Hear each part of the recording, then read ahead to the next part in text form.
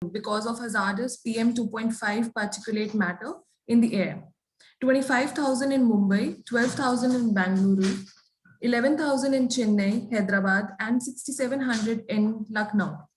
So clearly, air pollution is increasingly becoming a health emergency for all of us. Through these workshops, we will be focusing on monitoring, communication, and clean air action planning and sharing some insights on air quality management. We will be focusing on air quality communication in today's session, and therefore we hope to give some insights to all our participants today. Before we begin, I would like to share a few house rules for today. I'll just share my screen, just a second. Achal, you can switch on your camera also. Sir, just for the bandwidth, I was not sharing. Okay, all right. I hope my screen is visible. Yes.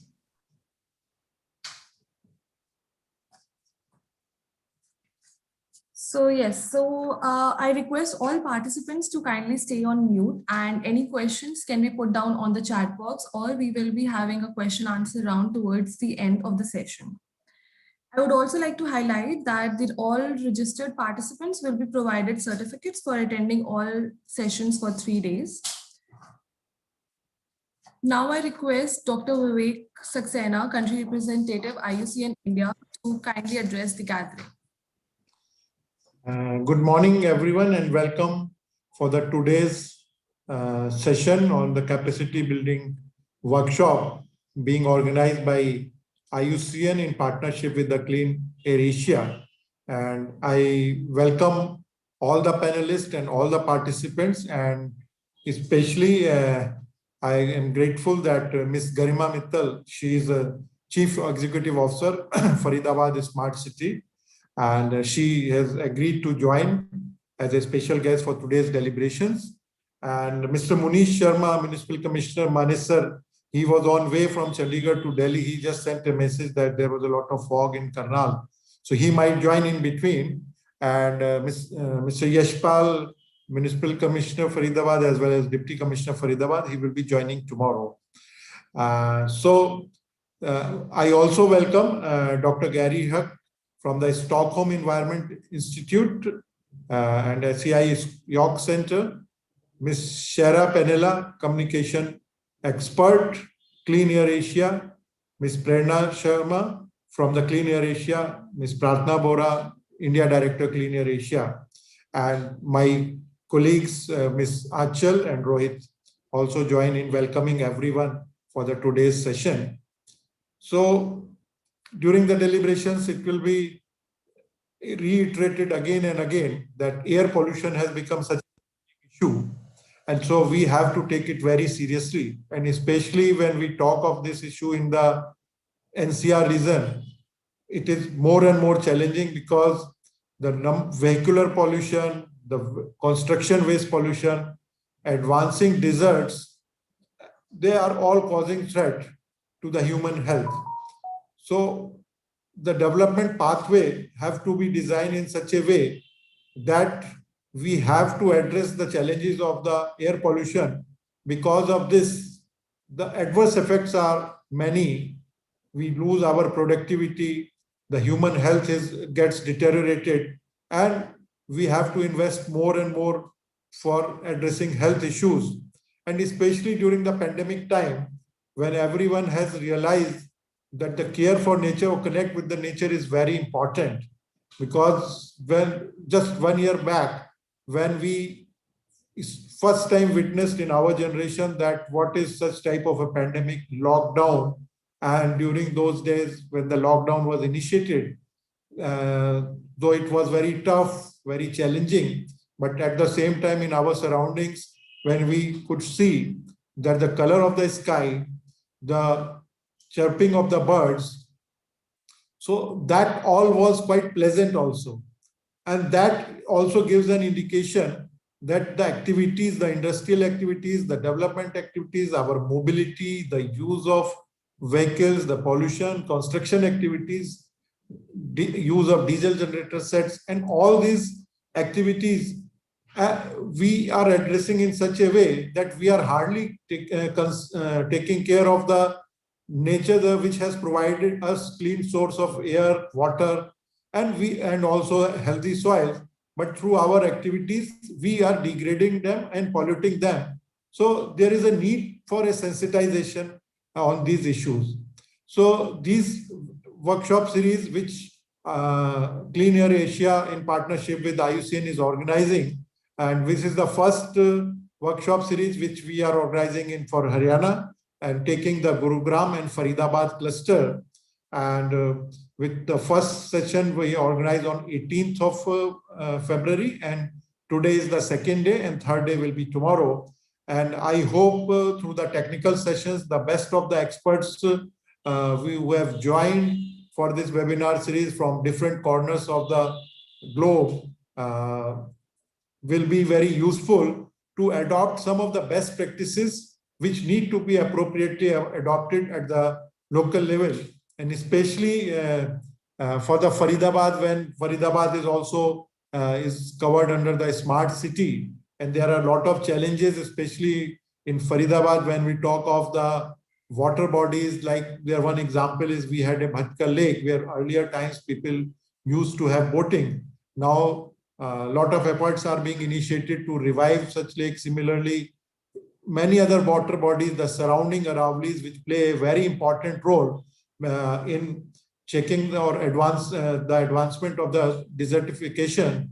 And if these Aravali mountain chains, which are also heritage, one of the oldest mountain chain, and if that degradation is also checked, then accordingly we can also take care of the air pollution aspects, apart from that, some of the human interventions and practices which we undertake.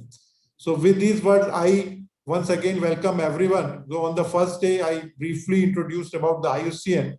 So let me reiterate again, because today there are some more participants also and new panelists also. So IUCN, the International Union for Conservation of Nature, one of the oldest conservation network organization, which was set up in 1948. And India has been part of it right from the beginning, as in 1948, when the instrument was signed, Homi Baba represented at those times. And in its journey of more than 70 years, IUCN has played a very pivotal role in shaping the global conservation agenda, maybe the World Conservation Strategy, the 3 Rio Conventions related to the climate change, biodiversity, and desertification, the Sustainable Development Goals, the Aichi biodiversity targets, and now post-2020 biodiversity framework negotiations, which are to be finalized. Parallelly, IUCN has also recently launched in July 2020 only the global standards on nature-based solutions, which have become more and more relevant, keeping in view the threats caused by the pandemic. So the main concern is that the species, every species on this globe, on this planet Earth, have been provided respective climate, respective habitat, and this habitat degradation or disconnect with the nature, disruption in the ecosystem services of various species in terms of the flora as well as the fauna, which has been provided by the ecosystems, which we have disturbed. And that's why the nature-based solution standards need to be integrated in all of our actions.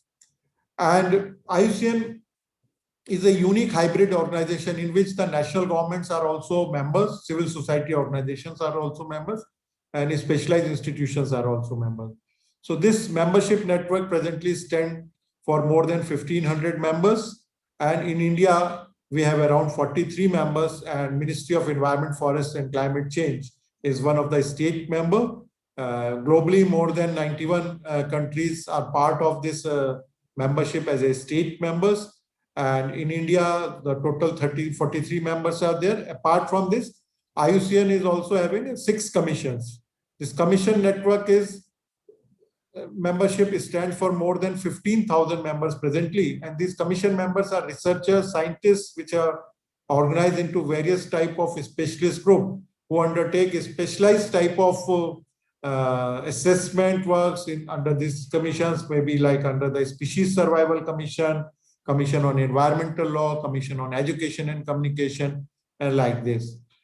The red listing of the species, by which IUCN brand value everybody knows, is one of the flagship product or brand value for the IUCN, and it is a very robust system of species assessment. And this species assessment, it's when it categorizes any particular species based on its population trend, habitat degradation, or like that, into a particular category of the species like vulnerable, endangered. So accordingly, the conservation action triggers. So this red listing plays a very, very important role. And similarly, other type of activities are undertaken under the umbrella of this network of the IUCN Commission members. And I will just show you a very brief short movie which will depict the IUCN journey in last more than 70 years since its inception in 1948. And India also became the member of IUCN in 1969, and IUCN India National Committee is there, which is chaired by the Secretary, Ministry of Environment, Forest and Climate Change. So just I will request to have a brief glimpse of the very short movie.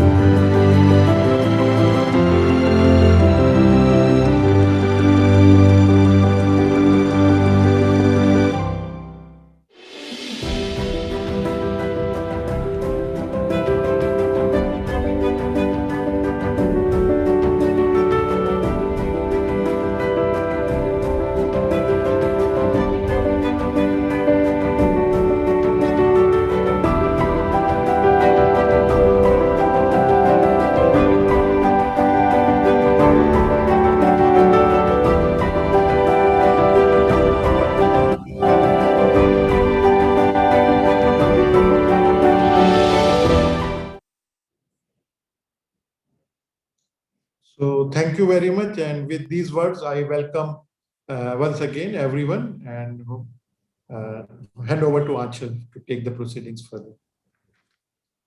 Thank you so much, sir. Now I invite Ms. Pratna Bora, India Director, Clean Air Asia, to give us an introduction to the Ibac program and guidance framework.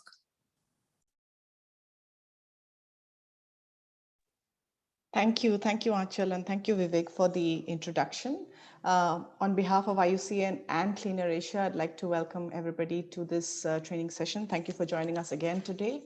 I would especially like to thank Dr. Garima Mittal for joining us today, and it's a real pleasure to have the smart city representation in this training. And just want you to know, ma'am, that we were very actively involved in preparing the air quality indicators for the climate smart city framework.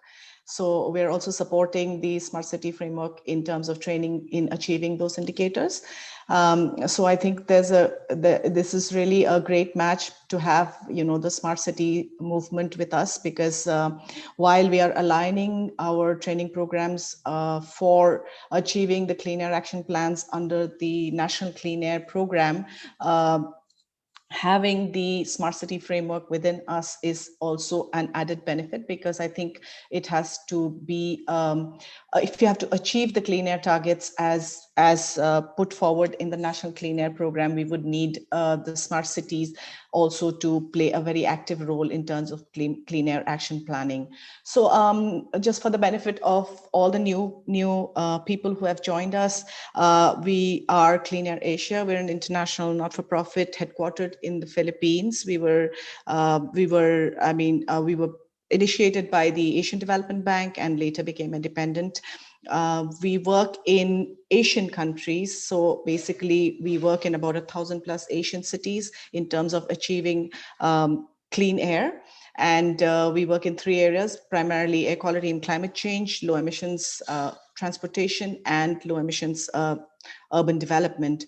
So our work primarily involves assessing city needs in terms of air quality management, and then supporting supporting cities to achieve clean air targets through a scientific approach in clean air action planning.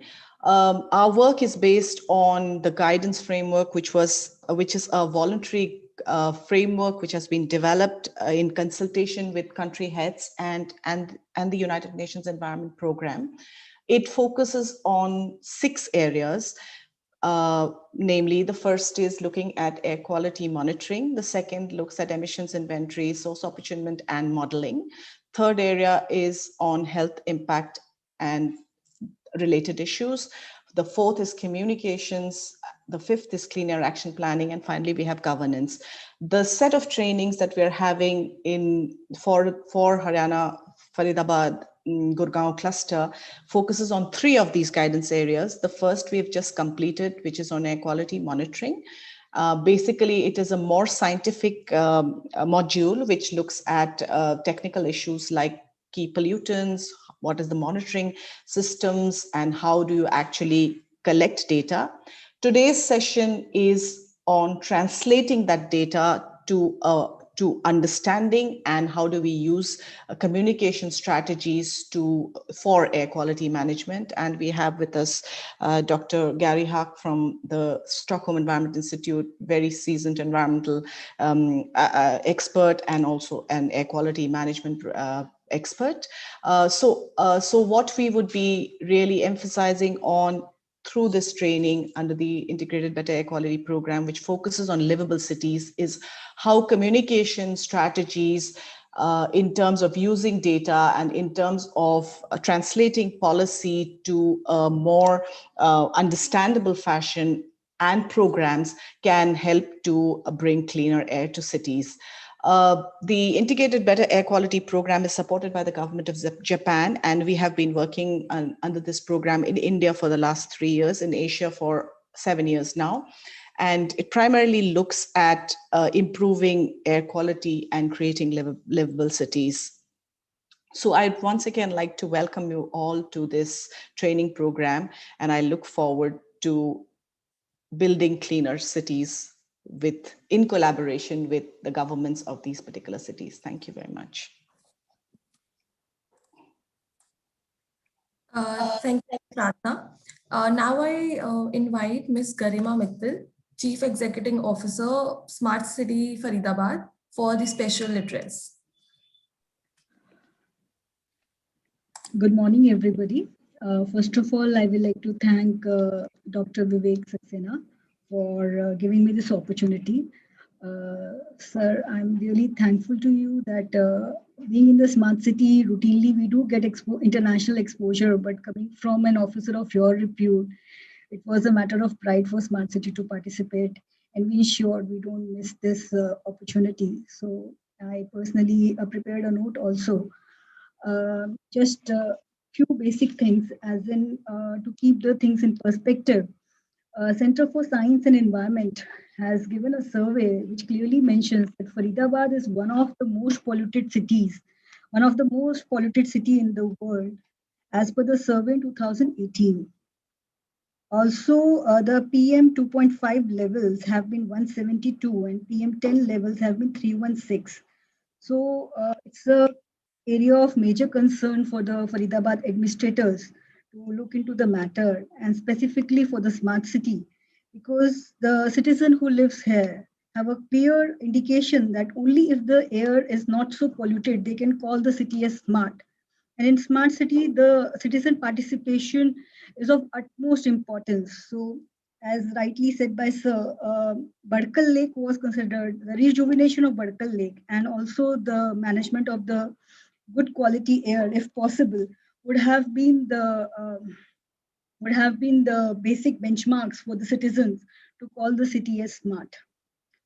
Here, smart city, as in our construction work, has been hampered multiple times as per the EPCA guidelines and GT directions. just a brief factual details I will like to put in here. 2nd November 2019 to 9th December 2019, that is 38 days, and thereafter some partial restrictions, as in the working hours were restricted from 6 a.m. to 6 p.m. only on construction work. From 11th December to 14th February, that is 65 days, due to poor air quality index in the NCR region. So in October 2020, there was a ban on the use of the, diesel generator sets. So all these things, when they happen, they impact our long gestation projects of smart roads and other projects. And then we have to give them the extension of time. Also, it has the cost implication for smart cities.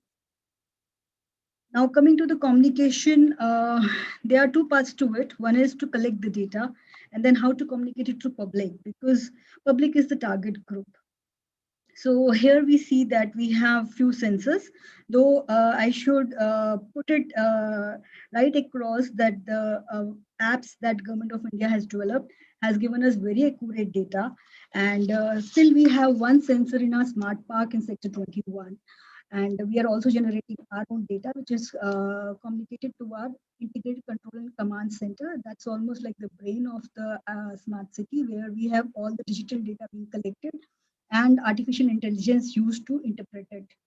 But here again, I will put on record that the Government of India apps almost give us the same record. So finally, we decided we had another a project in pipeline where we had to install some sensors across the city at the cost of 5 CR. So we dropped that project only because we found that already what data has been collected is almost in line with what Government of India is giving. So we need not reinvent the wheel and generate the same data again.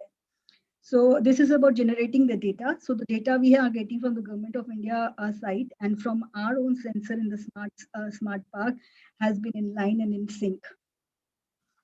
Thereafter, we have been using how to communicate it with the public.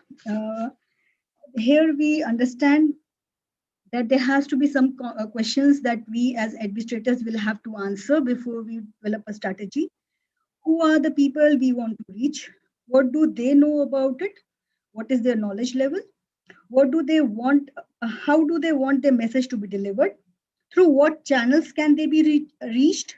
What message or information do I want to convey? What do I want to achieve? Will I need a change in people's knowledge, attitude, and behavior? Am I being effective? So the target is change in the people's behavior. Here, Smart City has taken an initiative of using the VMS, Variable Messaging Signs. We have multiple VMS installed in our in ABD area, that's area-based development, few sectors that we have.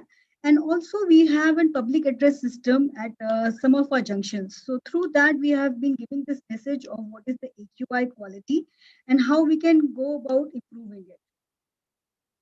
So a few of the measures that the Faridabad Smart City has taken for the air quality monitoring and communication, and that has been covered in the media and also have been reported to the NGT, and that is also how we have been communicated to the general public, what are the smart practices, and also to MCF, Municipal Corporation Faridabad.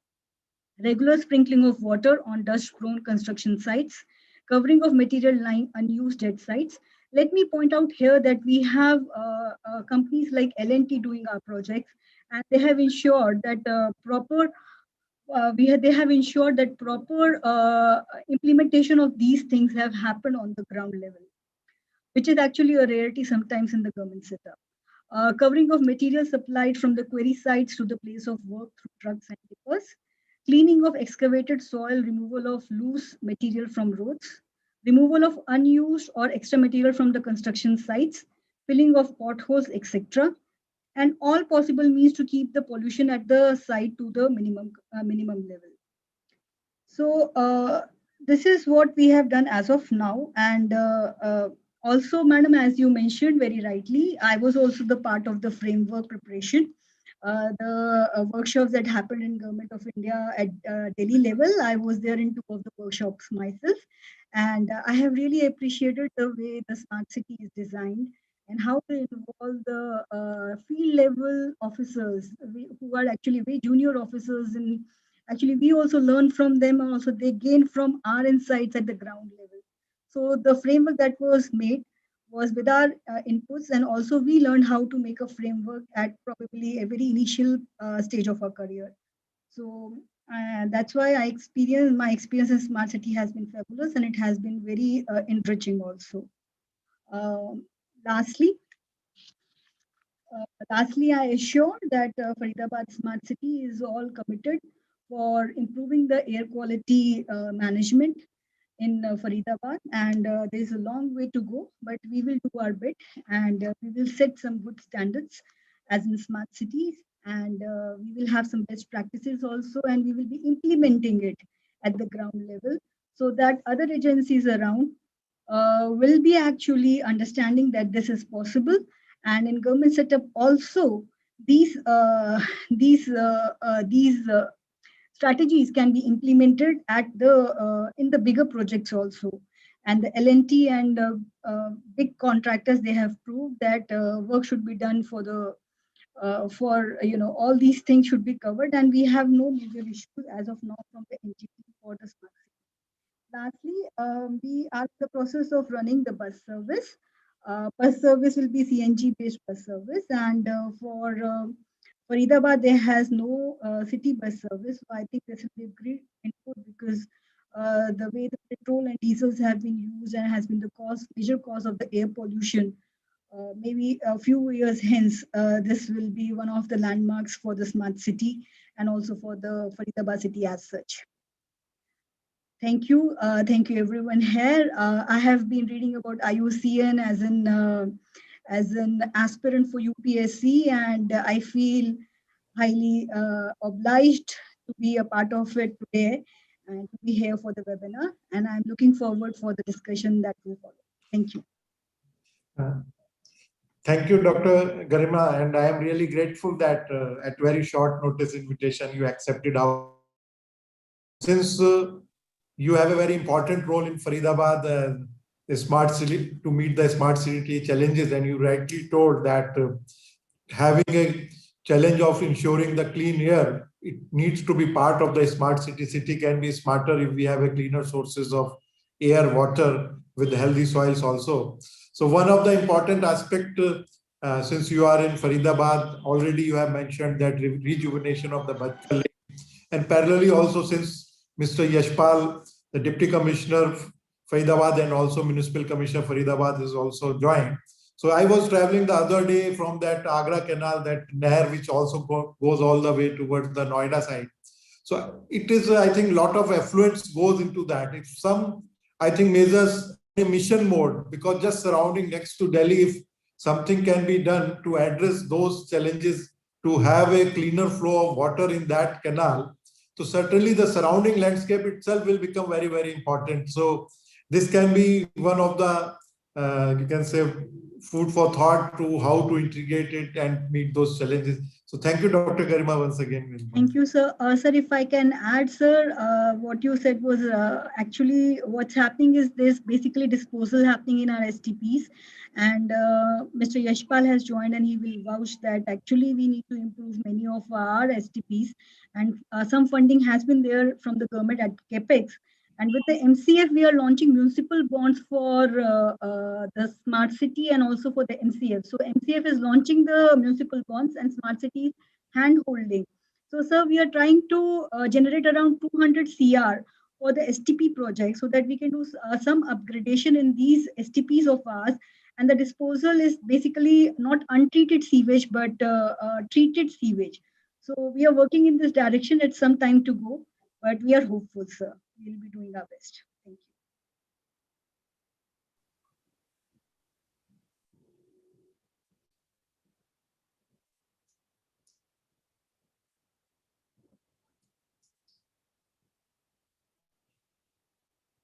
you. Yeah.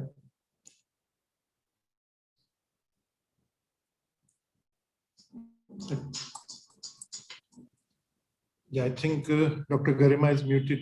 Achal, you can continue. So was it audible? Yes. Thank you, Dr. Garima. It's insightful and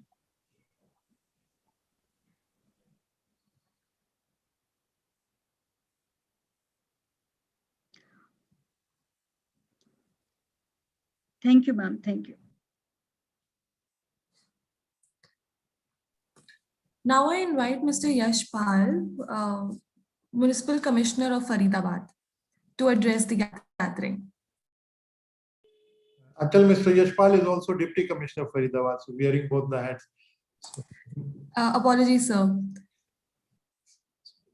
Yashpalji, you can switch on your video also.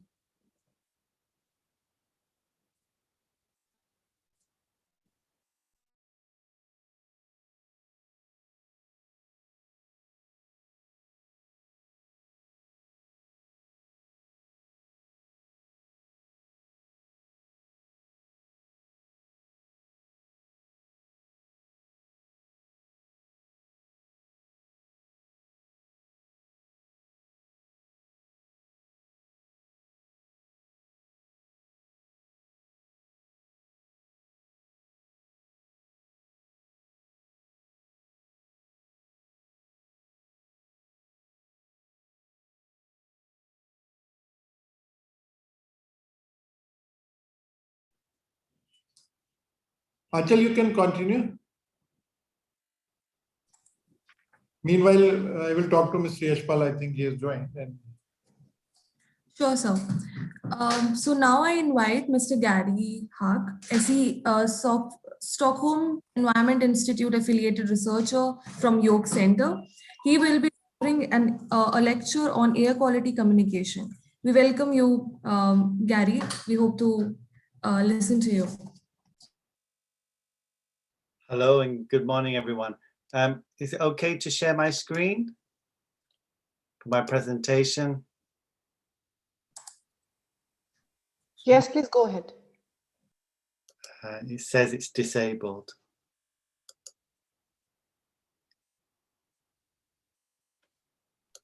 Achal, will you enable Gary's screen? Yeah, just a second.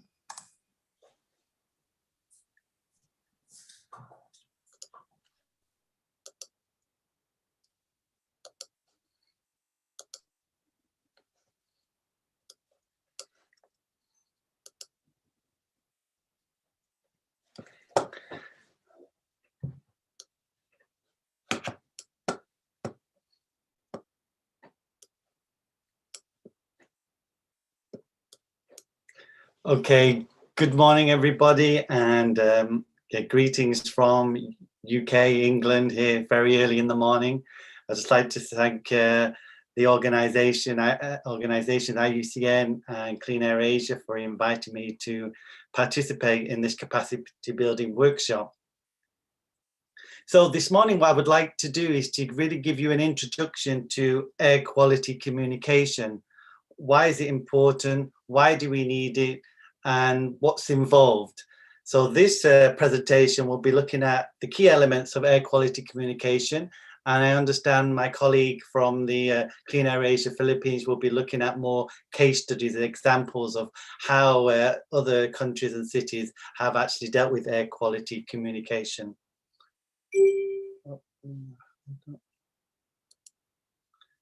So in terms of the presentation this morning, I'm looking at four aspects. First of all, effective air quality communication, awareness, attitudes and behavior, how we can link air quality and climate change together, and finally, how do we develop an air quality communication plan? So effective air quality communication, why is it important? Why do we need to do it? Well, the reason why is basically, first of all, there could be a legal obligation to inform the public about air quality limits to ensure that they are not exceeded, or the impact of air pollution in terms of on human health or environment. Secondly, the public are concerned about air pollution. So in order to address public concern, we need to provide that information to them, to tell them that they're safe or they're not safe. And finally, if we want to change human behavior and to help reduce the sources of air pollution, then we need to raise awareness. So in terms of why we need to communicate, it could be a legal obligation, it could be because the public demand information, and it's also to raise awareness in terms of to change attitudes and to reduce emissions. As you're all aware, the National Clean Air Programme in India is a national strategy for air pollution, and they have a target to reduce particulate matter by 20 to 30%. And obviously one objective is to increase public awareness and build air quality management capacity. And as you see here, this could be ranging from enhancing understanding, so making citizens understand the impact of air pollution, reducing their exposure, so preventative and control measures to avoid exposure. So that could be more behavioral changes in terms of if you have a particular health problem, you don't go outside or exercise outside when there's a high pollution levels. Mitigation actions, so this could be again influencing behavior in terms of maybe not reducing car use, in promoting other less polluting forms of transport. And obviously participation in the planning, working with communities to get them involved in the planning process to develop action plans to improve the air quality.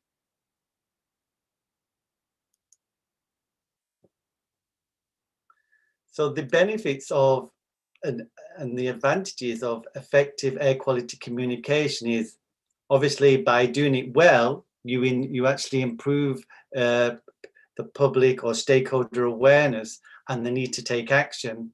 At the same time, you would ensure that you become a credible and trustworthy. So trust, as you know, in this kind of a period of fake news, it's important that the source who provides the information, who provides that data, is trustworthy. So by providing it in a way which is effective, you'll be able to become a trusted source of information. And thirdly, it enhances participation in the whole planning process to bring different stakeholders on board to realize that if we are to improve the quality of air and reduce air pollution, it's not just one group or stakeholders, it involves a whole range of stakeholders. So that's why we need to do communication. And in order to, if we do it well, we're able to achieve some of the solutions to reduce and mitigate the sources of air pollution.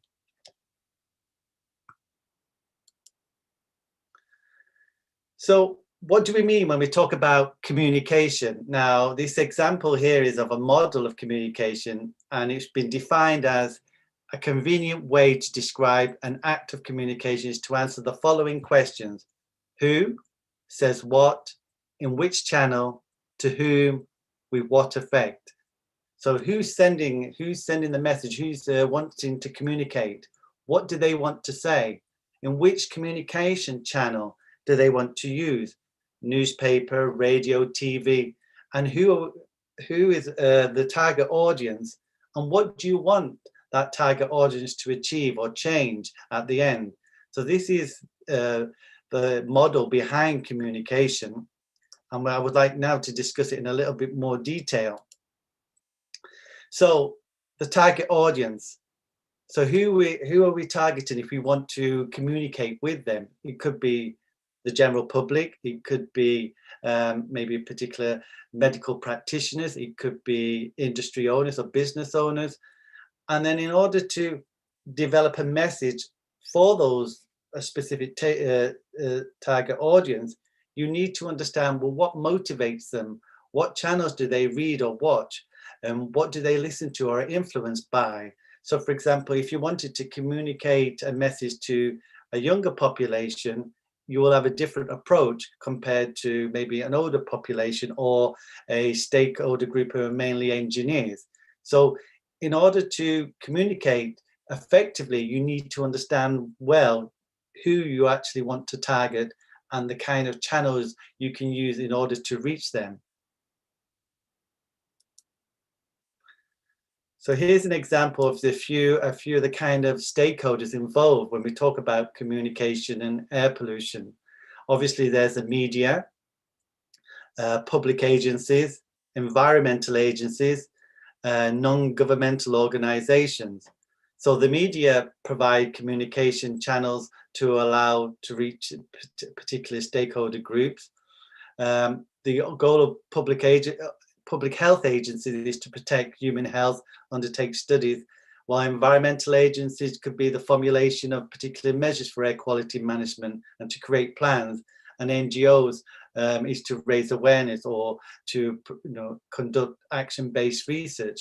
So these are the whole range of stakeholders involved when we talk about air pollution and improving air quality, and each has a different role and a different approach in terms of engagement and outreach.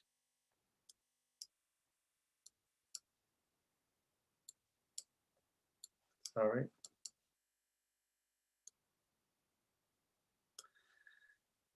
So going back to this model of communication, so we have the sender who must gather the information on the target audience, who's the receiver. So in order to understand and have this effective communication, you need to understand the message that you want to send. Should it be a technical message if it's for example, air pollution control officers, or should it be more a simple message if it's for members of the general public, or should it be in somewhere in between if you're talking to, say, medical doctors? And how does that message relate to them? What are their concerns? What are their emotions? So the sender must adapt the message to fit the receiver in order to clarify the information. So as you know, these days we are bombarded with lots of information. So in order for our message to be effective, we need to try and ensure that it's much more relatable to the target audience. We can get to the target audience sooner. And as I said, understanding who your target audience is and the communication channels that they use will ensure that your communication is much more effective. And then, as we said, the kind of communication channels, the different platforms. So today we have social media, we have TV, print, radios, exhibitions, displays. So these are all the different platforms that can be used in communication, and how we use them will be dependent on who we want to communicate with.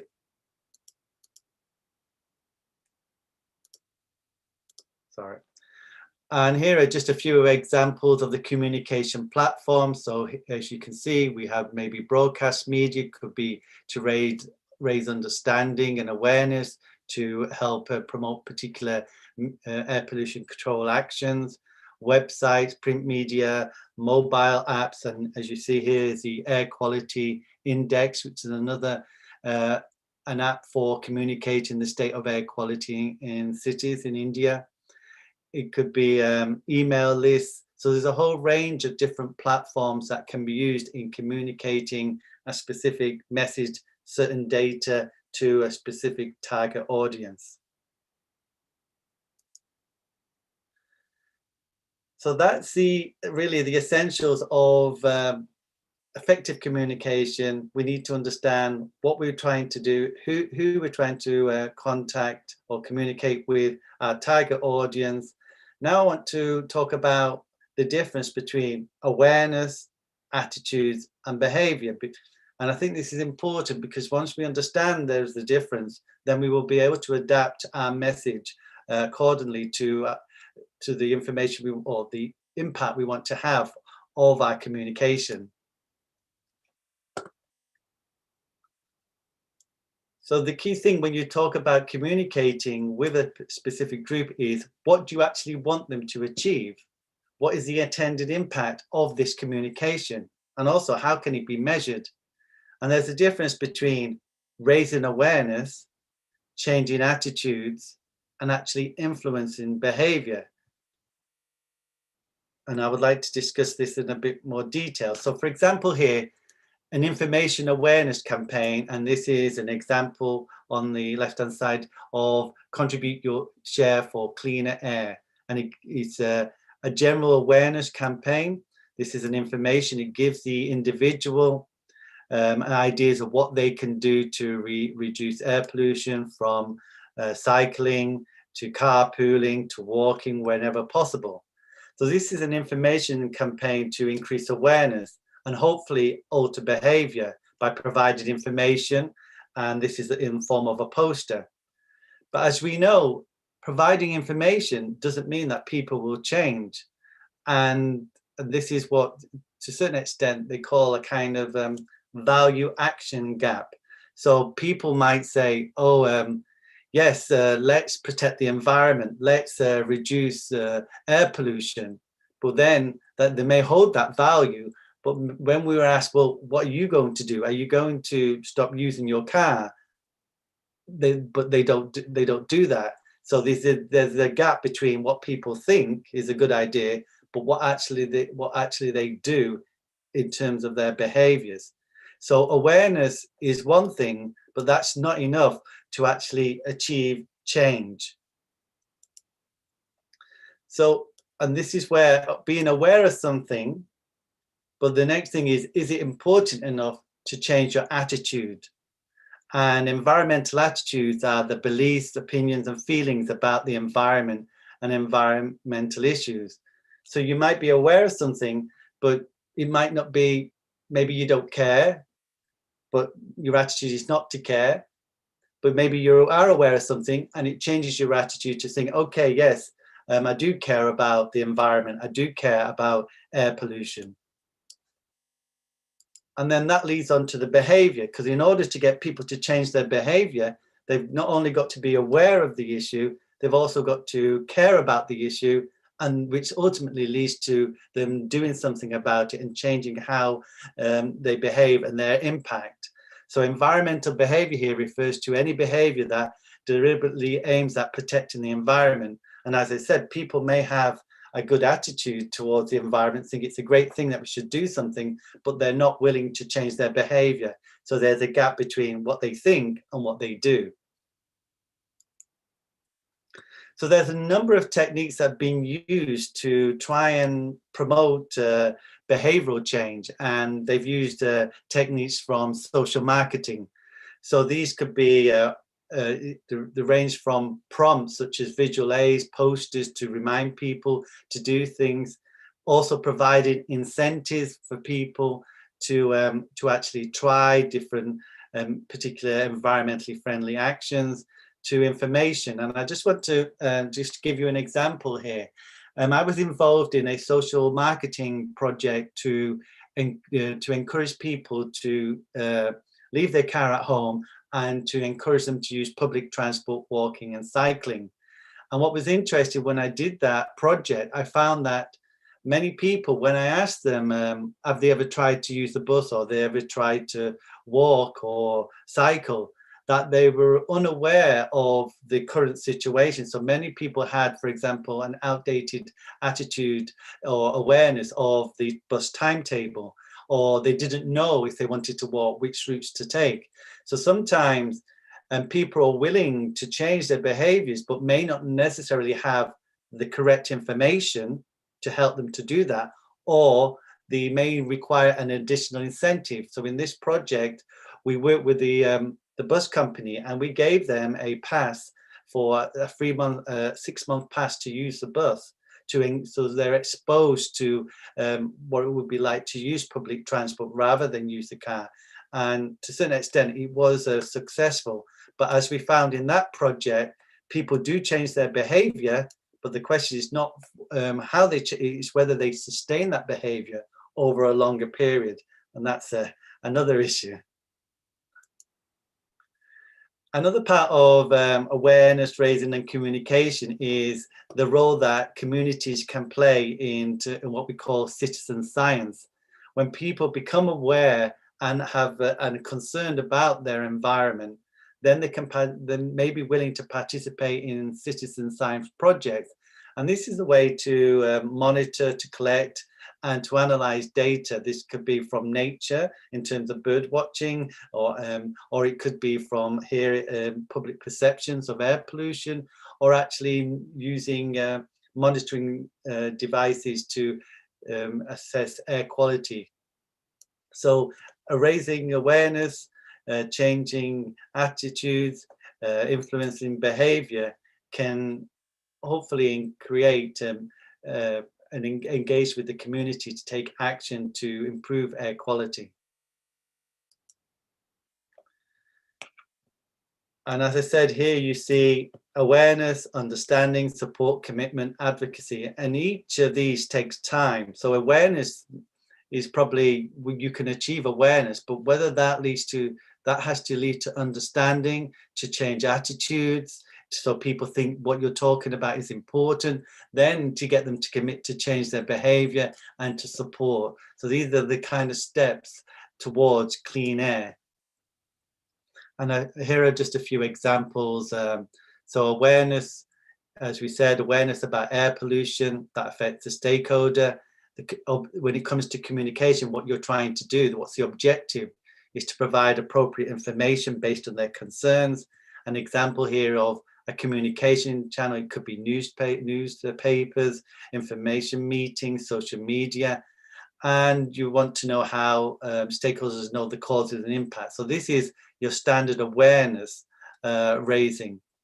But here, if you come to support, if you're looking for support, could be positive attitude and perception, willingness to take action. You gain support by the objective here from a communications point of view is to get people to buy in, to take action, to prevent air pollution. This could be, in terms of communication, could be discussions, workshops, letters. And then really what you're asking them to do is to get involved, to mobilize them, and also to get them to encourage their peers to do the same.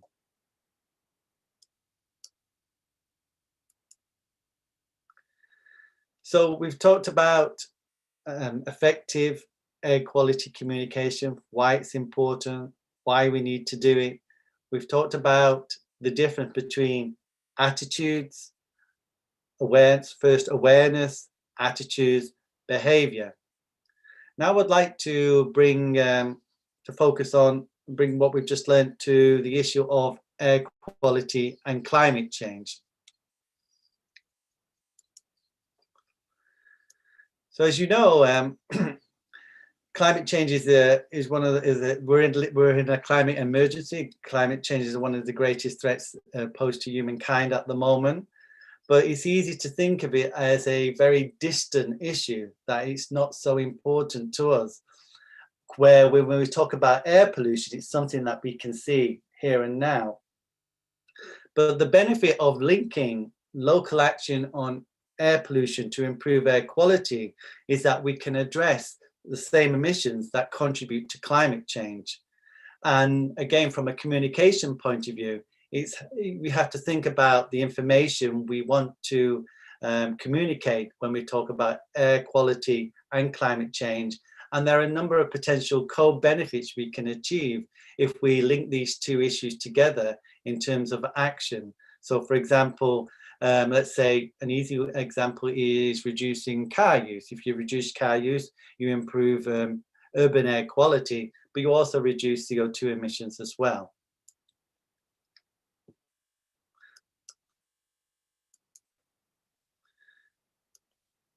So here is the link of certain pollutants that link air quality and climate change. Some of these pollutants are at the local level. They live in the environment. They're called short-lived climate pollutants. They live in the atmosphere for a period of time.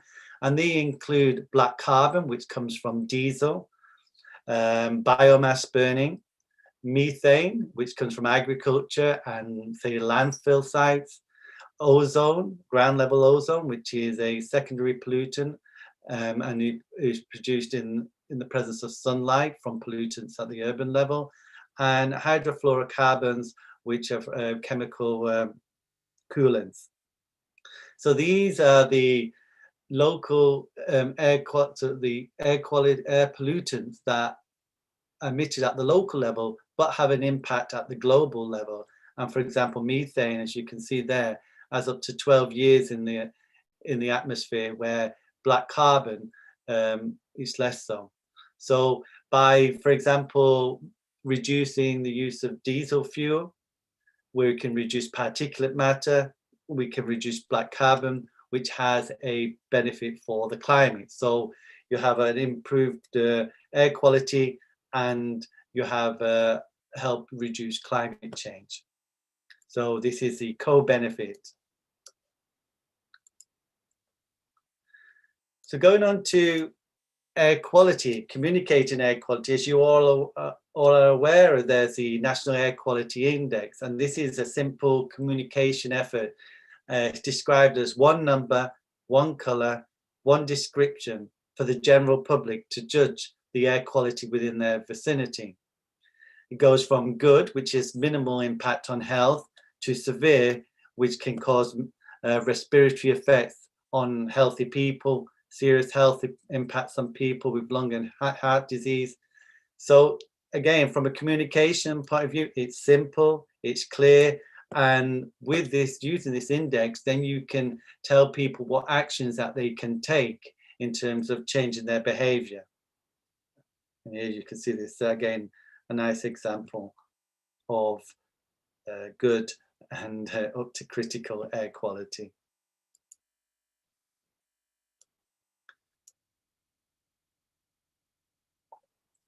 So the types of air quality information is going to be different when you have an emergency alert compared to the long term.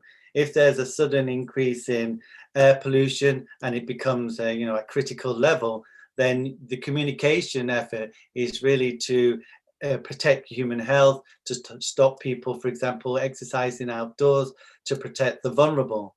That's a different communication objective compared to a more long-term one, which is raising awareness, encouraging public engagement, and then taking long-term action to improve air quality and reduce emissions. So in terms of the information you want to communicate, it really depends on the actual situation and the aim that you want to achieve at that particular time. So here's an example of emergency alert, and this is an example of school flags for protecting children. So here in an emergency alert, air quality information needs to be communicated, as I said, differently and compared to the long-term strategy. And this idea of school flags to indicate to children when there's air pollution, I think is an interesting creative way of doing this. So from good to severe. Another form of action then in terms of communication is when is the case of the graded response action plan, which again probably many of you are aware of, the GRAP, which is a set of stratified actions that are taken once an air pollution level is reached a specific level, and these change can take from let's say moderate action, which is here action you could be stop garbage burning, to in an emergency situation stopping construction, stopping extra trucks from carrying only essential commodities. So this is a range, again, a range of actions. It's a way of, in an emergency situation, you need to communicate what actions need to be taken in order to improve air quality. And the GRAP is one example of why in this situation, what actions you would encourage particular stakeholders to take. So that's air quality. Now I want to talk go back to climate change. So when we talk about climate change, as I said, it's mostly considered for many people like a distant issue that's not really relevant to them. Maybe it's something that they can't really see compared to air pollution. And also there's a lot of debate about whether, I think the consensus is clear now that, climate change is real. But there, in the past, and there still are people who are skeptical about climate change, global warming, global heating, that's not real. When we talk about climate change, sometimes it's presented as this kind of overwhelming thing that we can't do anything about. It's going to happen anyway, so why should we do anything? It's so big, it's so enormous. And maybe sometimes messaging about this has been quite negative.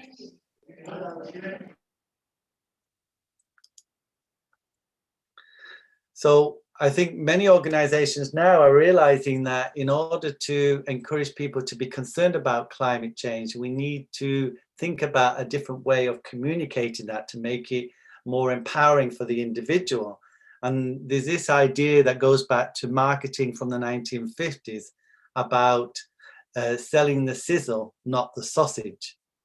And here is about if you tell people something is so big that you create despair, that air pollution is such a big problem, or climate change is such a big problem, without allowing them individuals to do anything about it, they become they're in a state of despair. So here he's saying, rather than do that, we should be thinking about how to communicate in a much better way. So rather than selling the sausage, we sell the sizzle. And the idea of desirable sounds and smells makes people hungry. And here, I'll explain this a little bit more here. It's about hope. So when it comes to big issues such as climate change, we need to set much more a positive vision of hope, to make it visual, to make relevant to the individual at the local level, and also to make it sizzle. So here it's about, rather than say, you could, in terms of the approaches to climate change, you can talk about climate change, which for some people they may just switch off. But by saying, do you want to stop global warming? Maybe they'll shrug their shoulders like, well, it doesn't affect me. But if you say, do you want an environment with cleaner air, or you want a city where you can walk and cycle, all the activities that contribute to low emissions, which contribute to improved air quality, which contribute to improving, protecting the climate. It's about, these all come back to a vision. So this is the idea of, you sell the sizzle, not the sausage. You sell the aspiration, you sell the vision of what you want to achieve. And then and showing that there is a choice between hope and despair, there is a choice that people can take action and do something and achieve, air quality and stop climate change. So that we talked about effective air quality communication, about the difference between awareness, attitudes, behavior, about linking air quality and climate change and bringing them together. Now, how do we do all this? How do we bring all this together? And we do that by developing a communication plan. So here, in terms of the basic steps in a communication plan, as I said before, it's about, first of all, defining what is your goal? What do you want to achieve? Is it raising awareness? Is it changing attitudes? Is it getting people to change their behavior? And again, who is the target audience? Is it the general public? Is it particular, car users? Is it business people? Is it medical practitioners? And then you formulate your key messages. And again, that will be dependent on what resonates with your target audience. Then you identify the appropriate communication channel. As I said, for some people, it could be TV. Maybe for younger generation, it could be social media. And then you use that to engage your stakeholders. And obviously, a part of that is planning and budget, and then evaluating the impact of your air quality communication plan. So these are all the different steps involved in developing an air quality communication plan to improve air quality in cities. So, as I said, determine goals, raise awareness, change attitudes, influence behavior, and the target audience. So here, as I said, urban citizens, people sensitive to air pollution, such as older people who may need to be protected, or asthmatics when there's a specific health warning, health professionals, managers, non-governmental organizations, academia. These are all the different range of target groups that could be targeted in a communication plan. And the key messages, a few examples here. Generally, it could be real-time air quality levels, daily AQI, the health impacts of air pollution, health quality warnings, if it's an emergency alert, status of the implementation of control measures. So identifying your target group and understanding what your key messages are. So as I said, messages needs to be specific to the group and likely to be much more effective than a general message. And analysing the information and the social setting of your target audience ensures that key message is effective. So the other steps is, so as I said, formulate your key messages. And then in terms of your means of communication, there's a difference between, non-media communication, which is like telemarketing, exhibits, fairs, open events, which maybe target a specific group in a specific area if you were in a city. And then you have your media communication, which is electronic media, television, radio, video, which has the ability to communicate to a much broader audience. And then in terms of your engaging with different tools of involving people and stakeholders in air quality management, as I said, websites, printed materials, door-to-door outreach, social media, and these all have different ways of informing, connecting them to people, getting them involved, or asking them for comment, asking them to participate into a particular, say, consultation process.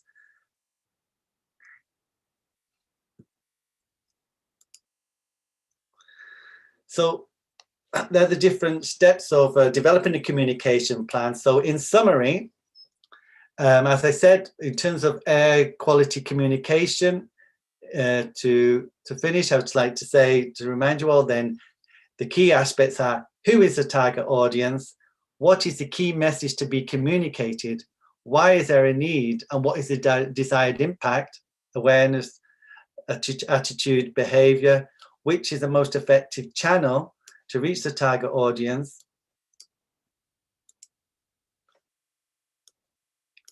And obviously being able to link, if possible, if you were looking at climate change, air quality and climate change, to be able to make the most of these co-benefits by taking action to improve air quality at the local level, which also has the benefit of reducing emissions to climate change at the global level, and using a range of methods in terms of your communication of these to make it more creative. As I said, set your communication goals, be clear about the response expected, select the appropriate channel. Consider the issues outlined in the communication of climate change, and finally, to think creatively about the delivery of your message to engage your stakeholder group or your target audience. So that is really a kind of quite a broad view of air quality communication. I hope you've picked up something about the key aspects of involved, about how it's important to communicate to people in an effective way, but it's also important to understand what we want to achieve when we do communicate, and to ensure that that key message is targeted very much on the group that you want to influence, and then also the impact you want on that group in terms of awareness or changing their behavior. So I would like now to finish my presentation, and I'm happy to answer any questions. Thank you. Thank you, Gary, for introducing us to why we need communication and the advantages of effective communication and the need to understand our target audience. I think it was very effective. Before we move, we will be taking questions and answers through our question and answer box, chat box, or towards the end of the session. Okay. Before moving on to the next session by Shaira, we have a very short poll for all of you. Just put on the poll. Yeah.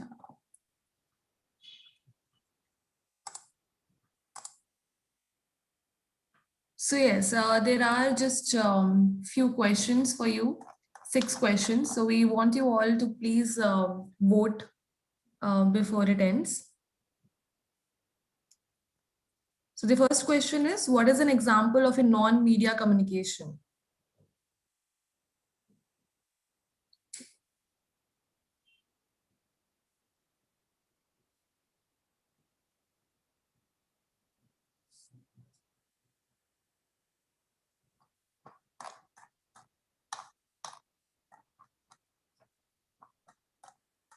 Can everybody see the poll?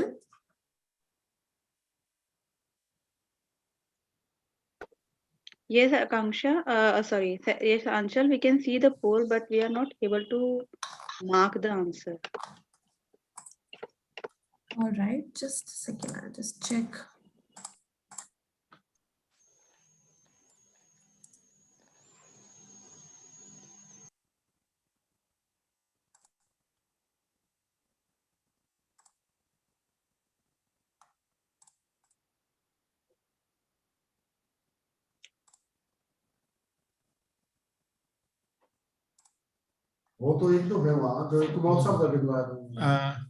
Achal, I think Mr. Yashpal is also online. So if he is joined, so you can request him for his remarks.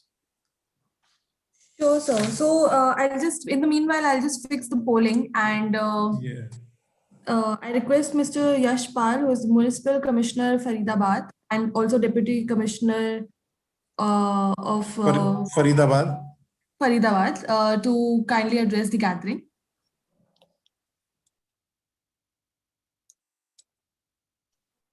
Good afternoon. I am attending this seminar on behalf of Mr. Yashpal ji. I am BK Kardam, Chief Engineer, Municipal Corporation.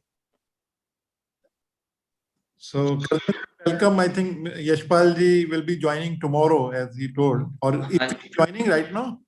No, he is busy in some administrative work. Okay. So I talked to him. He will be joining tomorrow. So Kazam ji, welcome for the today's meeting. Thank you. Yeah. Thank you. So, and request is that take advantage of the key speakers and panelists having international experience who are addressing on various air pollution issues. And you will be happy if you want to say a few words before we. No, I will not comfortable. Okay. Thank you so much. So, Achal, you can continue further proceedings. Sure, sir. So we move on to the next session by Ms. Shaira Panela, who will be addressing the gathering on the regional case studies on air quality communication. We welcome you, Shaira. Good afternoon, everyone. Good afternoon from the Philippines. Let me share my screen.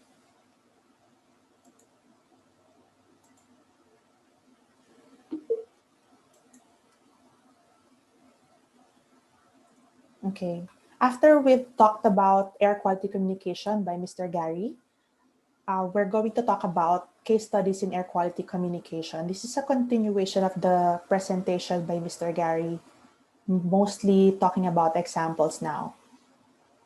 Okay, so what we're going to learn from this session is to understand how to communicate air quality data using various channels, and as well as to learn some of the best practices in the field of air quality communication. Okay, so let's go back to the importance of communicating air quality issues. First off, we need to raise awareness of air pollution issues. Second, after raising awareness, then we have to create an understanding and hopefully change attitudes toward it. And after changing attitudes, we can help influence low polluting behavior and encourage people to have low polluting behavior. At the same time, communicating air quality issues is also important to influence adoption of better air quality policies. What are the gaps and challenges in air quality communication? These gaps and challenges exist not only in India, but also in other parts of the world. So first, air quality and air pollution are invisible unless a situation is worse. It's quite difficult to communicate air quality because people don't see it, and sometimes they don't care about it because they don't feel it. And at the same time, data is too technical for the public to understand. We talk about air quality index and other sorts of information, air quality information. And sometimes this is too technical for the grassroots people to understand. What about the farmers, the ordinary commuters? And also, stakeholder engagement is a challenge, especially public engagement. Here, stakeholders, as like Gary mentioned earlier, stakeholders does not only include the government and the CSOs or the civil society organization, but also includes the public. And it's important for us to engage them into low polluting behavior, and sometimes it's quite a challenge. So we're going to address that using some of the best practices, some of the case studies that we have from different parts of the world. So types of air quality data, this has been talked about by my colleague Everlyn during the first day of IBAQ. So air quality monitoring data. So these graphs are from the US EPA. So as you can see, this pertains to the daily levels of air quality in a specific county in the US and shows you the different levels, whether it's good, moderate, or unhealthy for sensitive groups. And this one is a time scale graph showing the seasonal trend of air quality in a specific county in the US. So green for good, yellow for moderate, and then red and purple for severe and hazardous.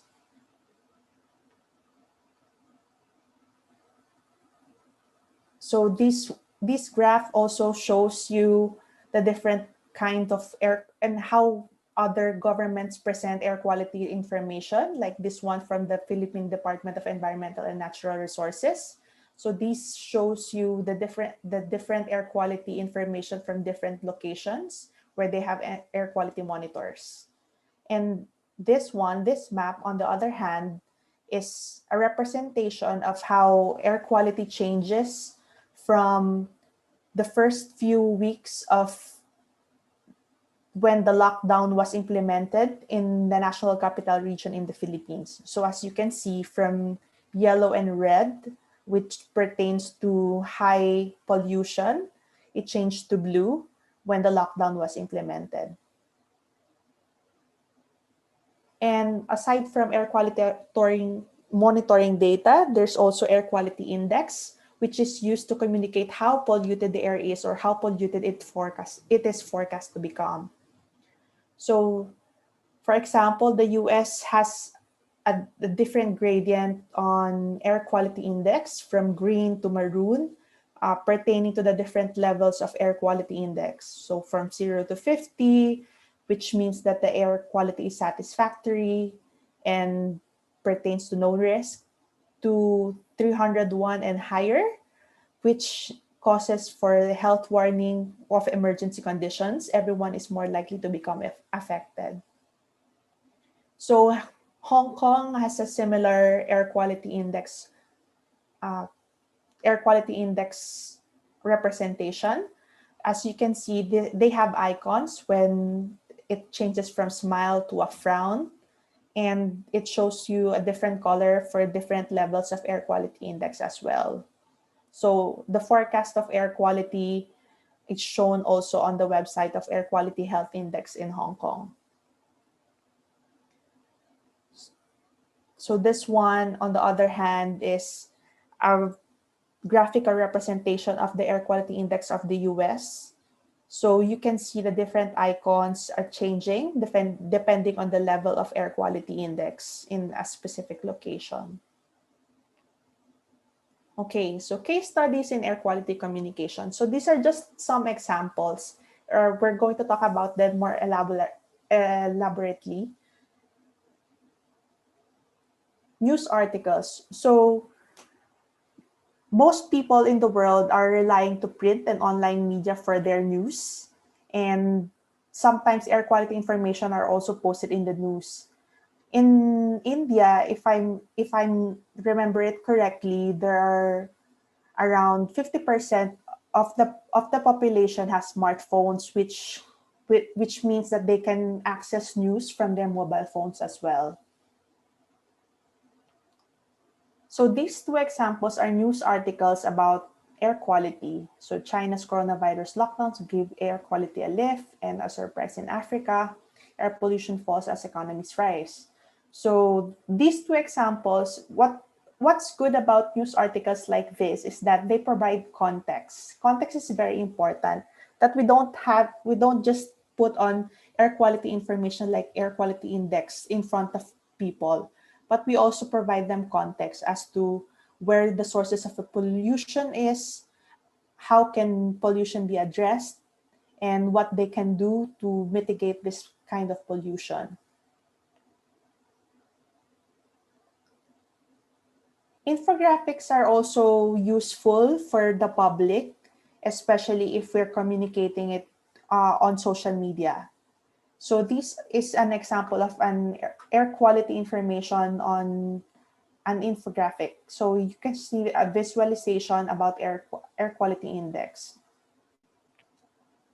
This is just one infographic, and this one is a snippet of the infographic. So the different types of pollutants and how small the pollutants are, and a map showing the different levels of air quality on different locations. This one, on the other hand, is an interactive feature article from the New York Times, where they went to India, to New Delhi, to show how two different residents experience air quality or air pollution in New Delhi. So this is an interactive feature where they combined video, photographs, graphs, and text to be able to communicate air quality information. This is quite difficult to produce, but if we have enough resources, we will be able to come up with something like this and as innovative as this.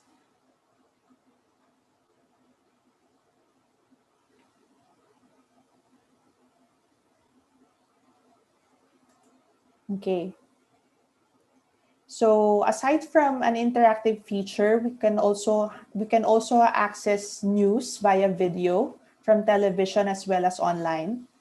So this one is a report from the Philippines showing the change in air quality from the lockdown implementation during the first few weeks of March. And the good thing about video is that they provide people visuals. Visuals are very important for people to understand air quality information better because it is invisible, and it's better if we can understand it on a more relatable level.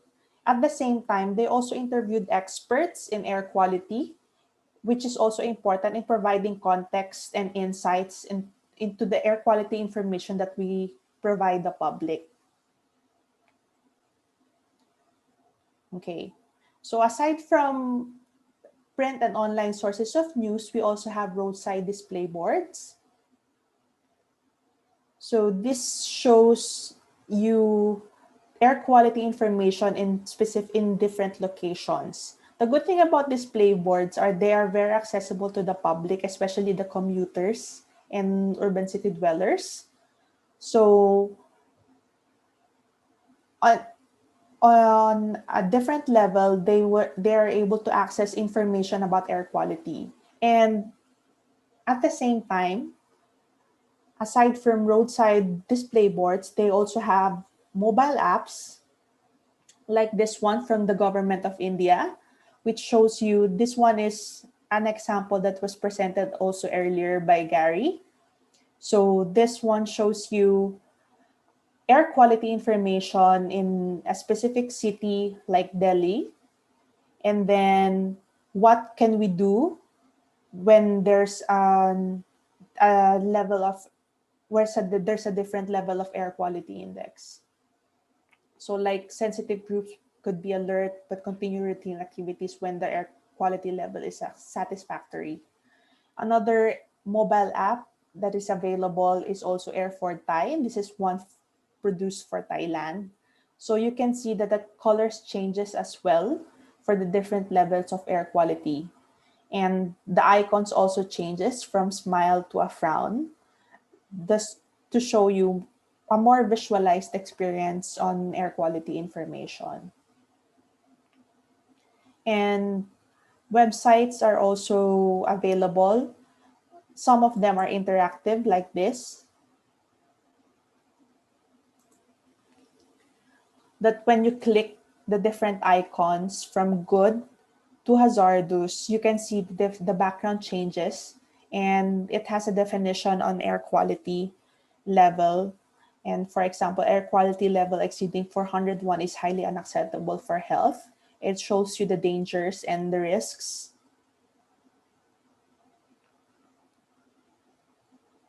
This one, maps are also useful for communicating air quality so that the public is able to understand if the air quality in their location is affected.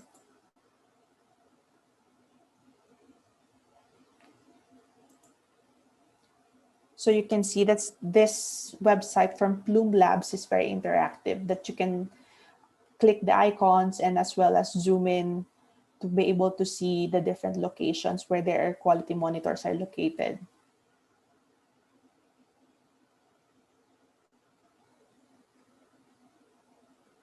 Okay, so aside from online and print media, there are also art installations that are more accessible to the public when we put them in specific locations. But these are for targeted audience only. For example, the pollution pods is very innovative. This is composed of 5 different pods which seeks to imitate air pollution in 5 different cities across the globe. So you enter the pod and then you experience what kind of air do people in those cities feel.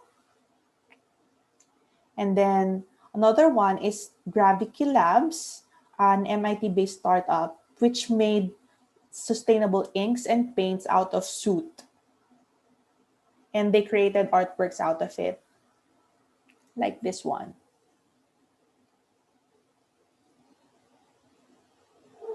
Another one is the Ballon de Paris. It's a tethered helium balloon which is used as a tourist attraction and also as an air quality awareness tool. So the color of the balloon changes when the air quality in specific location change.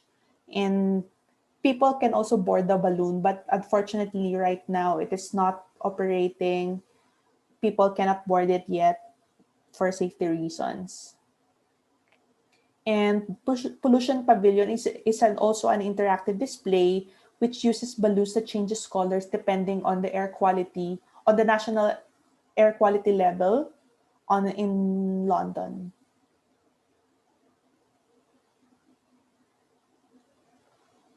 Okay, so what are the key takeaways from this presentation? One is to simplify your message. We have mentioned that one of the gaps is that people are not really susceptible to technical data. So it's important for us to provide graphical representations of information so that they will be able to understand it easily. And second, know your target audience. This has been mentioned by Mr. Gary earlier, and it is very important to be able to identify the target audience and know their motivations, for example, and what are the things that influence them to be able to communicate better the air quality information to them. And third is to visualize air quality information. Air quality and air pollution could be invisible, and visualizing them in using infographics, videos, pictures, and as well as air quality cartoons, maps are very helpful for the people to understand it better. As consumers of information, we rely so much on data, and visualizing air quality information makes this data more accessible for the public. And choose an appropriate channel. Sometimes it is not only important to choose just one channel, but we can also choose a combination of channels. So not just using news articles, reporting to the news media, but also using social media if you want to reach a younger audience, particularly in cities. And we can use a combination of it for our strategy to be more effective. And lastly, to innovate, as like what we noticed, that when science meets art, and it's also important for us to collaborate with other stakeholders to be able to innovate these kinds of installations that will be able to present air quality information better for the public. Before I end this presentation, I'd like to invite all of you to answer the impact assessment survey. The link will be posted in the chat box. This will be used for the framework for future support for air quality monitoring capacity building activities that we're going to conduct.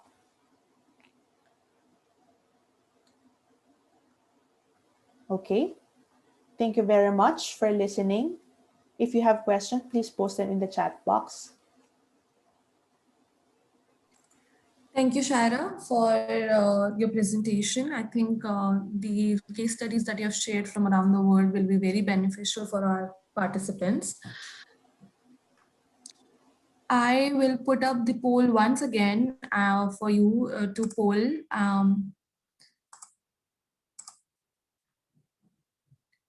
I hope the poll is visible. You can now start voting for the questions. There are just 6 questions, which is: what is the example of non-media communication? Which factor is important in developing a key message in air quality communication? Which statement best describes the potential health impacts when the air quality index category is severe? When is a health warning called using an air quality index? What is a graded response action plan? And what action should be included in a graded response action plan if air pollution is categorized as an emergency? We have talked about communication and target and how we should strategize our communication. I request you all to kindly share your views.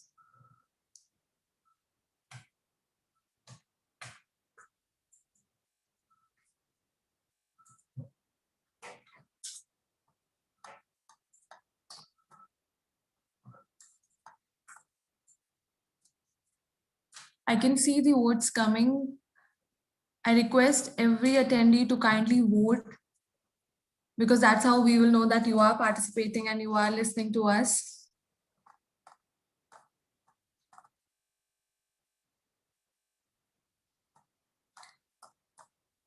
I also request you all to, if you have any questions, you can put it in the question answer chat box, or you can raise your hand and I will give you the rights to open your mic.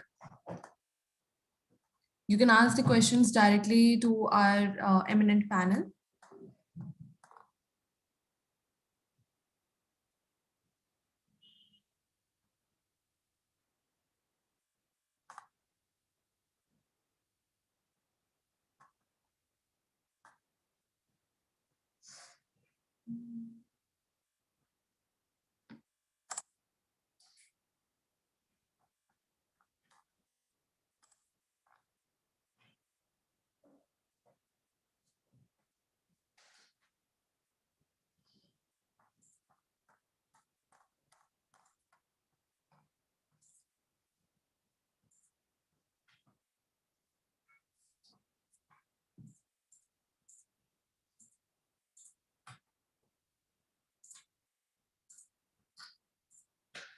We'll wait 1 more minute for you to submit your votes.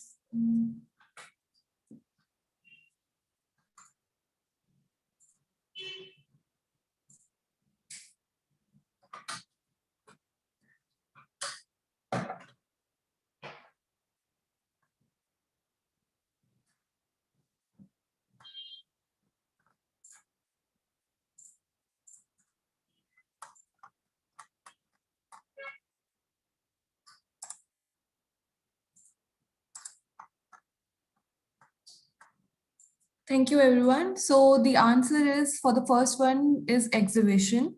The second one, which is what is the factor, what factor is important in developing a key message in air quality communication, is clarity of the message.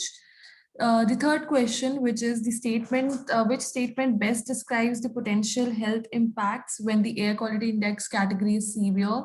The answer is the second one, the second option, may cause respiratory effects even on healthy people and serious effects on health with people with lung and heart disease. The third question is, sorry, the fourth question is the when is a health warning called using an air quality index? Is the when the air quality index is forecast to be severe? When is a graded response action? What is a graded response action plan? The answer is the first one, a set of stratified actions that are taken once air quality levels reach a specified limit. Last question, which is on what action should be included in a graded response action plan if air pollution is categorized as an emergency. The answer is the third option, which is stop construction activities. Thank you, everyone who have voted.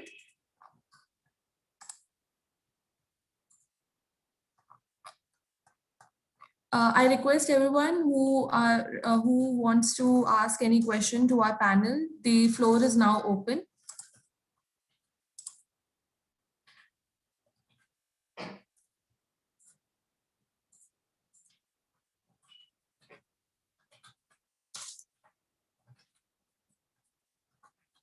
So we have a question from Darshana. She says that we need a common platform for all to acquisition of AQI data sets.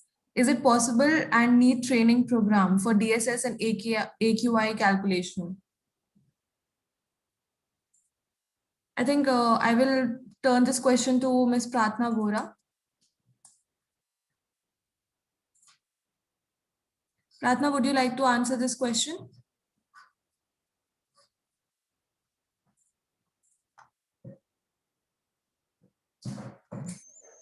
Hi, can you hear me? Yes, I can hear you. We can hear you now. Yeah, so I don't really understand. Are you asking is there a common platform for all acquisition of AQI data sets? AQI is a mathematical formula. So basically there is already a common way of deriving the AQI. The problem in India is that we do not have data in many cities, which is why it is not possible to derive that AQI. And there are already guidelines in terms of how to derive the Government of India guidelines in terms of deriving the AQI, but achieving the common AQI is slightly difficult because you're not probably monitoring all the pollutants that come into that calculation, or you might have, only specific data of one or two key pollutants based on which you convert to AQI. So we are, as a country, I think it will take us some time to have that common AQI, which is available in some of the examples that you have seen that were displayed in terms of cities which are like in what I showed yesterday, maybe in the either the maturing or developed category as far as air quality management strategies are concerned, because we are still at level 2, which is emerging, or level 2 which is developing, or at level 3 which is emerging. We still do not have the adequate data, but of course the goal is to reach there in terms of having a common AQI for all the cities in India. And we take your suggestion on calculation of AQI to be included in the air quality monitoring session. So maybe, in future sessions, we would also add that component in terms of how to derive AQI from, key pollutants that are being monitored. Thank you, Darshana. Thank you, Pratna. I also request you to kindly share closing remarks for the session. Okay, thank you. So on behalf of Clean Air Asia and IUCN, I'd like to thank all the participants for attending this session. Before I conclude, I would like to, thank our resource persons, and I think it was very simple compared to what we had in the last session. So I hope some of the feedback that we got in terms of very technical, the last session being technical, has now makes sense, because this is how we communicate data. So why it is important to understand how data is monitored, but it's also important to translate the data to a communicable form. I'd like to add here that Clean Air Asia has designed communication programs for Indian cities. We have our own app, which is called Vayu, Value Air You Use. The idea is that it is based on an engagement strategy in terms of having a pledge feature. So at the end of, while you look at the air quality, you also have components like what you would do to contribute to clean air. And the idea is also that we can track where the pledges are coming from, and this can be later used as a advocacy mode in terms of demanding, say, supposing we have a lot of people who want to cycle or want to walk, then it also becomes a strategy for mobilizing the use of public transportation and non-motorized transport in a particular city. We also engage with different communities. So I think one of the aspects of communication is to design programs that could be targeted at specific communities, in this case, either targeted to school or youth. So we have a very active youth program, which is directed towards looking at youth being part of policy in terms of creating a movement and in terms of supporting policy. We have also school programs which are under our Train for Clean Air Kids program, which basically look at how children can use mobile monitoring devices to create a sense of awareness within their school community and as well as areas around them. So I think this is an opportunity for the cities to look at not just the theoretical aspect of how we can use the communication and just the data, but also design communication education programs around this area, so that to achieve air quality management goals. So I'd like to say thank you again, and we have one more session tomorrow, which will look at again a mix of the technical aspect as well as the communication aspect, and help to design a cleaner action plan. And I hope to see you all again next week. Thank you very much to our guests, Dr. Garima Mittal and Mr. Yashpal is going to join us tomorrow. And thanks again, Gary and Shaila, for joining us. I don't know if Vivek wants to say something before we conclude.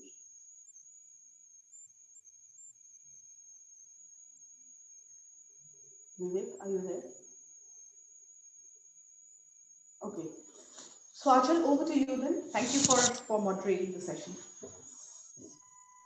Thank you, Pratna. Thank you everyone for joining today, and special thanks to Gary and Shaira and our chief guest, Dr. Garima.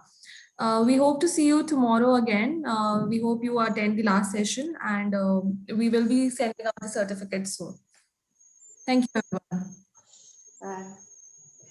And I also request you all to please fill the form that has been shared by Shaira and in the chat box as well. The link is in the chat box, so you can go on the link and please share your feedback. Vivek, do you want to have a last word?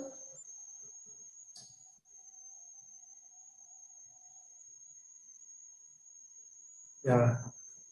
Thank you, Pratna ji. I think we really had a very good session today, and both the sessions from Mr. Gary as well as Ms. Shaira, they were very, very important, and certainly the communication is very important aspect to sensitize people, and especially the communication coupled with the required action at the ground level through efficient our initiatives, enabling policy measures, and administrative actions, if they are all in convergence with the objective, then certainly we will be able to combat the air pollution.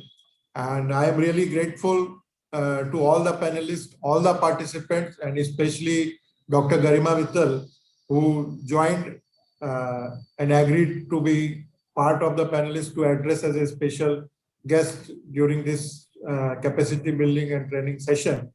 And I would request that tomorrow's session is also quite important, and it will be very informative. And from the state government authorities, please ensure the maximum participation from your smart city organization, the municipal corporation, the district level officials, and also the GMDA and FMDA. So please share the link of the registration to the maximum people so that we have a maximum participation. And in future, we can have some sort of a such type of customized programs also to make it in a more simpler terms as per the need, depending upon the what type of stakeholders we are targeting. And thank you very much, everyone, once again, and especially Dr. Garima, Mr. Gary Huck, and Ms. Shaira, that at such a odd hours and time difference, Mr. Gary had to rise at very early in the morning. So now after this session, he can go for his morning walk and thing. So thank you everyone once again, and looking forward for tomorrow's deliberation. Thank you.